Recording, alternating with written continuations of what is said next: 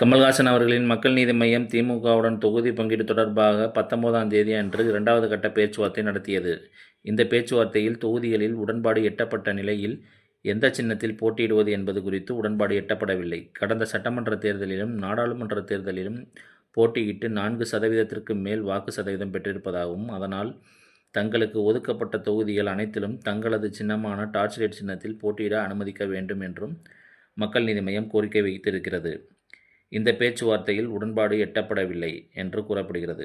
இதனையடுத்து மக்கள் நீதி மய்யம் கட்சித் தலைவர் கமல்ஹாசன் தலைமையில் நேற்று முன்தினம் அவசர ஆலோசனைக் கூட்டம் நடைபெற்றது. இந்த கூட்டத்தில் மாவட்ட செயலாளர்கள், மண்டல அமைப்பாளர்கள் மற்றும் நிர்வாகக் குழு, செயற்குழு உறுப்பினர்கள் என அனைவரும் பங்கேற்றனர். இந்த கூட்டம் முடிந்த பின் மக்கள் நீதி மய்யம் கட்சியின் பொதுச் செயலாளர் அருணாசலம் செய்தியாளர்களை சந்தித்து பேசுகையில், 100% டார்ச் லைட் சின்னத்தில் தான் போட்டியிட வேண்டும் என்பதை தலைவர் கமல்ஹாசனிடம் ஒட்டுமொத்தமாக நிர்வாகிகள் வலியுறுத்தினார்கள்.